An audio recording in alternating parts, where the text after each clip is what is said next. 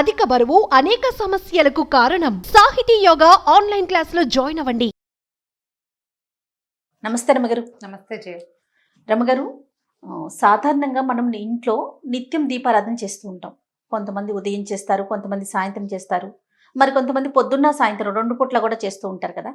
ఇలా చేసేటప్పుడు తలస్నానం అనేది ఎంతవరకు అవసరం?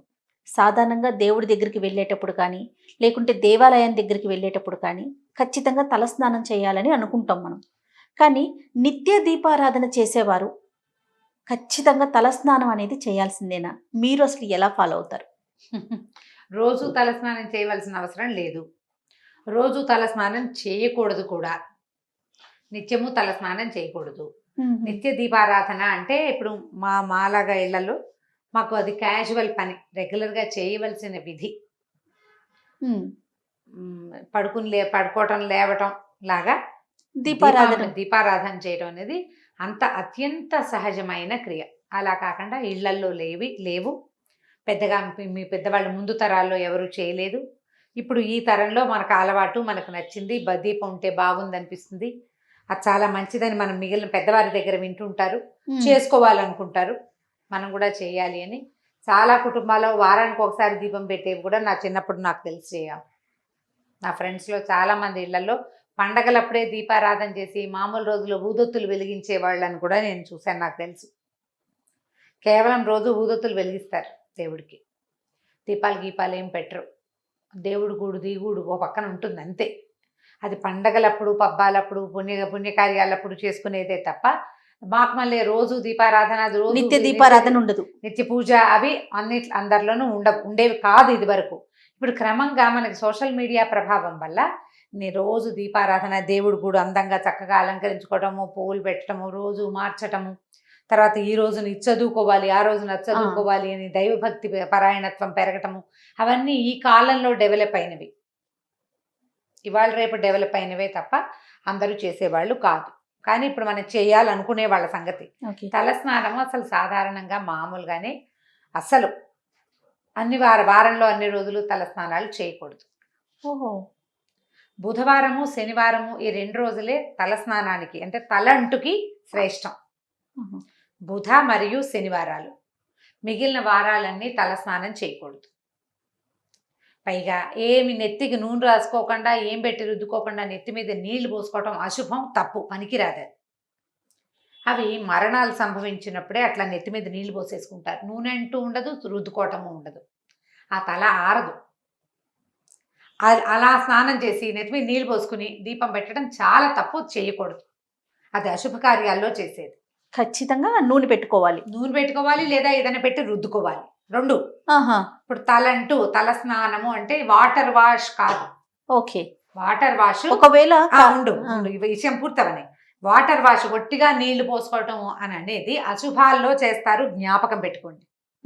నెత్తి మీద నీళ్లు పోసుకుని రావటం మనకి పనికిరాదు. మనం మన వైపు తెలుగు రాష్ట్రాల్లో పనికిరాదు. ఏదైనా పెట్టి రుద్దుకోవాలి. కుంకుడుకాయ పెట్టైనా సరే రుద్దుకోవాలి, లేదా షాంపూ చుక్క అయినా వేసుకోవాలి.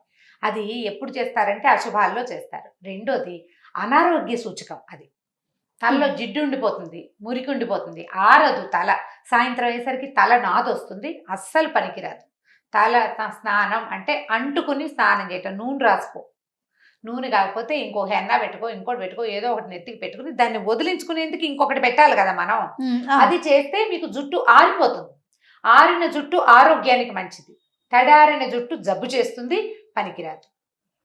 ఇప్పుడు ఈ తలంటి పోసుకోవడానికి మరి మనకి ఇదివరకు స్కూళ్ళకి వెళ్ళే పిల్లలంతా ఇప్పుడు కూడా ఆదివారాలే సెలవులు ఉంటే ఆదివారం పొద్దున బాగా చక్కగా నూనె రాసి తలంటి పోసుకుంటాం. వీలు కదా. నిజానికి ఆదివారం అనారోగ్యం, పనికిరాదు.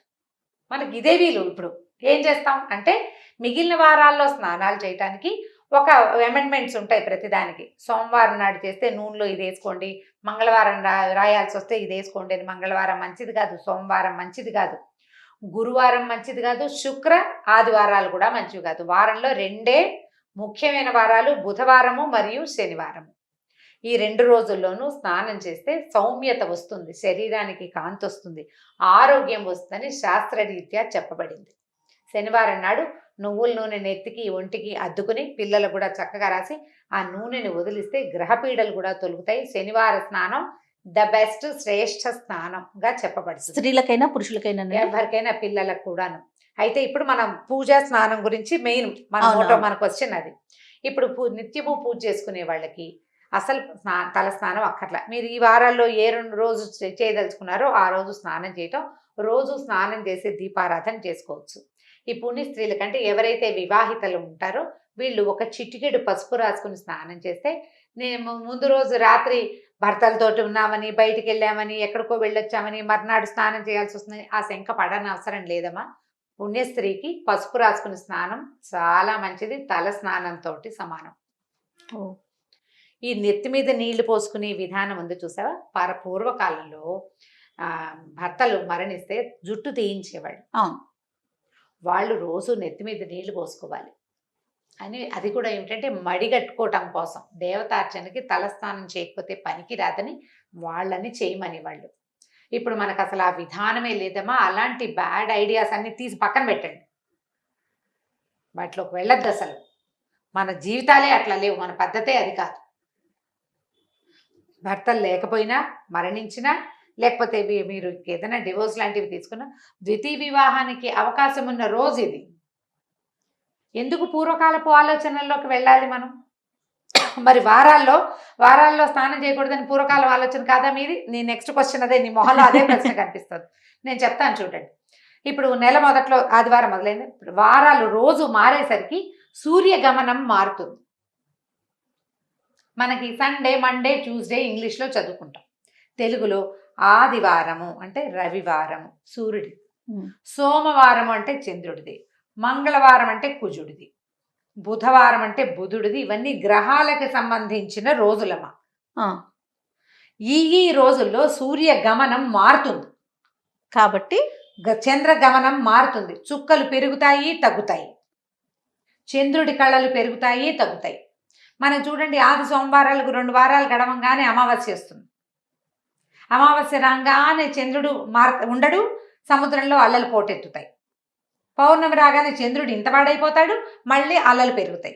ఇప్పుడు సూర్యచంద్రుల గమనంతో మనకి ప్రకృతి స్పందిస్తోంది, మనకు తెలుసు కదా. అవును, మనం కూడా ప్రకృతిలో భాగాలం కదా, అవునా? అవును. మన శరీరం పాంచభౌతికమైనది, 5 ఎలిమెంట్స్ తోటి నిర్మింపబడింది కదా మానవ శరీరం. నువ్వు ఒప్పుకున్నా ఒప్పుకోపోయినా ఖచ్చితంగా ఒప్పుకోవాల్సిందే కదా. అవన్నీ స్పందిస్తాయి.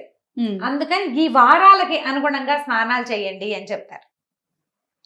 అవసరం లేకపోతే హెడ్ బాతులు చేయబోకండి, చేయొద్దు అసలు. ఈ నిత్య పూజకి చేయక్కర్లేదు. అయితే మళ్ళీ ఈ నియమాలు ఉన్నాయి కదా, ఈ వారాల్లో స్నానం చేయకూడదు అని. మరి సోమవారం స్నానం చేయాల్సి వచ్చిందండి, ఆఫీస్లో ఏదో పార్టీ ఉంది, ఏదో ఫంక్షన్ ఉంది, లేకపోతే ఎక్కడికో వెళ్ళాం, స్నానం చేయాలి. దానికి ఏం చేయొచ్చు అంటే, ఆడవాళ్ళు అయితే ఒక చిటికెడు పసుపు రాసుకోవచ్చు. దాంట్లో బుధవారం అయితే విభూది వేసుకోండి, గురువారం అయితే ఇది పాత పద్ధతుల్లో చెప్తారు. అంత దాకా వెళ్ళొద్దు, అవన్నీ పెట్టుకోకండి. పసుపు రాసుకుని తలస్నానం చేయండి. మందార నూనెలు, అవి నూనెలు చేసుకుంటాం కదా, నూనె తయారు చేసుకుంటాం. నూనెల్లో కనుక పువ్వులు వేసిన నూనె అయితే కనుక తప్పు లేదంటారు. ఆ నూనె తలకు పెట్టుకుని స్నానం చేయొచ్చు. అమెండ్మెంట్స్ ఇవన్నీ చేయకుండా ఉంటే మంచిది. తప్పక చేయాల్సి వస్తే ఈ పని చేయండి. తర్వాత దేవాలయానికి వెళ్ళేటప్పుడు తల స్నానం చేయాలా, అది అడుగుతుంటారు చాలా మంది ఆడవాళ్ళంతా. శుక్రవారం తలంటి పోసుకోవాలనుకుంటారు, లక్ష్మీ పూజ చేసుకోవాలి, తలంటి పోసుకోవాలి. పసుపు రాసుకుని స్నానం చేయండి, తలంటి పోసుకోండి, పనికొస్తుంది. దేవాలయ దర్శనానికి వెళ్ళాలి అంటే మీరు నెలకి ఎప్పుడో ఓసారి వెళ్తే వాళ్ళు పోసుకోండి తలంటి. అది ఏ రోజైనా కూడా దేవాలయానికి వెళ్ళాలన్న ఉద్దేశం ఉంటే. కానీ నా సిద్ధాంతం అయితే, మీ తల మురిగ్గా ఉంది, స్నానం చేసి చాలా రోజులైంది, ఏదైనా రకరకాల పరిస్థితులకు ఎదురయ్యాయి అని మీకు అనుమానం ఉంటే తప్ప, లేకపోతే పసుపు రాసుకుని స్నానం చేసి వెళ్ళచ్చు. పసుపు రాసుకుని ఒక చిటికెడు సూత్రాలు, మంగళసూత్రాలు పసుపు రాసుకోవడం, పాపిట్లో ఒక చిటికెడు అంటించుకోవడం, ఒంటికి శాస్త్రానికి పసుపు రాసుకుని స్నానం చేస్తే పనికొస్తుంది. ఆ పసుపు ఉంచుకోవాలా అలాంటి వాటికని సబ్బేసి తోమేసుకోవచ్చు, పసుపు ఉంచుకోక్కర్లేదు. కానీ పసుపు రాసుకుని స్నానం చేసి దేవాలయానికి వెళ్ళొచ్చు. ఈ నియమాలు ఏవి ఈ వారాల్లో చేయకూడదు అనేవి క్షేత్రాలకు వెళ్ళినప్పుడు కానీ, పండగల్లో, పర్వదినాల్లో కానీ, పుట్టినరోజులకు కానీ వర్తించవు. మన పుట్టినరోజు ఆదివారం నాడు వచ్చింది, పుట్టినరోజుకి తలంటి స్నానం చేసేసేయచ్చు, తప్పలేదు. ఇలా ఆలోచన పెట్టుకుంటే నిత్యము తల స్నానం చేయవలసిన అవసరం లేదు. మీకు అనుమానము, శంక ఉంటే ఎవరైనా సరే పెళ్ళైన ఆడపిల్లలందరూ ఆడవాళ్ళంతా కూడా పొద్దున్నే బాత్రూంలో పసుపు ఉంచుకోవటం, ఒక చిటికెడు పసుపు ఒక మగ్గు నీళ్ళల్లో వేసి ఒంటి మీద పోసుకోండి.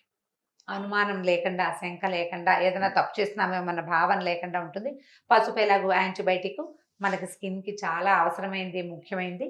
ఆ శంక లేకుండా పోతుంది. ఏమీ తప్పు లేదు, శుభ్రంగా చేయొచ్చు. అంతే. నమస్తే. నమస్తే చెయ్యి.